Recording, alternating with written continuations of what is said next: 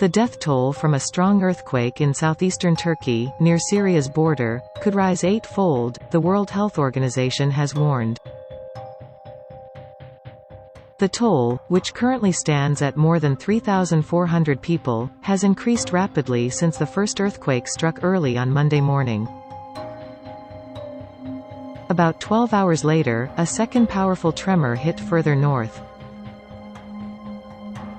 Rescuers have been combing through mountains of rubble in freezing and snowy conditions to find survivors. Countries around the world are sending support to help the rescue efforts, including specialist teams, sniffer dogs and equipment. The U.S. Geological Survey said the 7.8 magnitude tremor struck at 4:17 local time, 1:17 Greenwich Mean Time, at a depth of 17.9 kilometers, 11 miles, near the city of Gaziantep. Seismologists said the first quake was one of the largest ever recorded in Turkey. Survivors said it took 2 minutes for the shaking to stop. The second quake, triggered by the first, had a magnitude of 7.5, and its epicenter was in the Elbistan district of Kahramanmaraş province. Many aftershocks are still being felt across the region. The number of dead and injured from both Turkey and Syria has increased rapidly throughout Monday. The WHO has warned that those numbers are likely to increase as much as 8 times, as rescuers find more victims in the rubble. We always see the same thing with earthquakes, unfortunately, which is that the initial reports of the numbers of people who have died or who have been injured will increase quite significantly in the week that follows, the WHO's senior emergency officer for Europe, Catherine Smallwood, told AFP. Ms. Smallwood added that the snowy conditions will leave many people without shelter, adding to the dangers. Many of the victims are in war-torn northern Syria, where millions of refugees live in camps on both sides of the border with Turkey.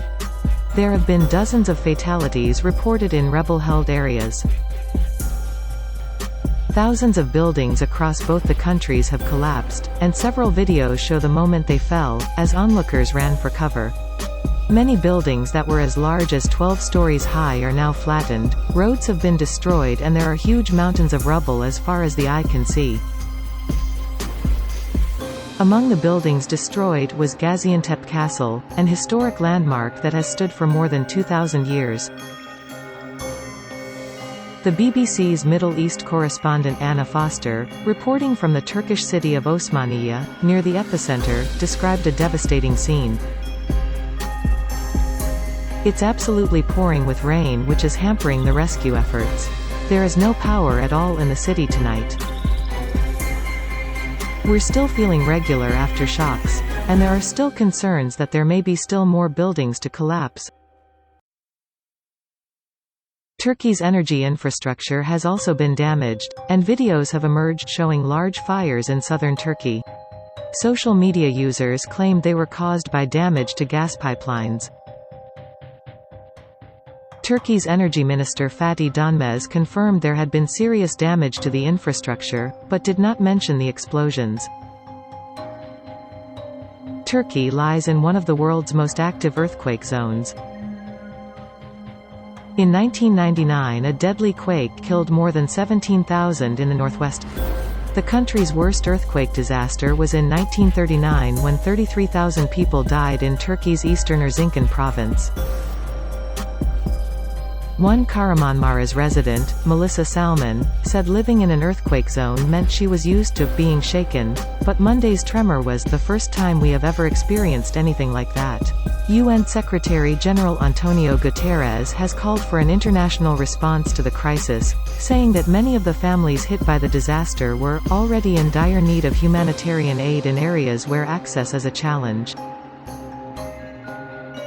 The European Union is sending search and rescue teams to Turkey, while rescuers from the Netherlands and Romania are already on their way. The UK has said it will send 76 specialists, equipment and rescue dogs. France, Germany, Israel, and the US have also pledged to help. Russian President Vladimir Putin has offered help to both Turkey and Syria, as has Iran.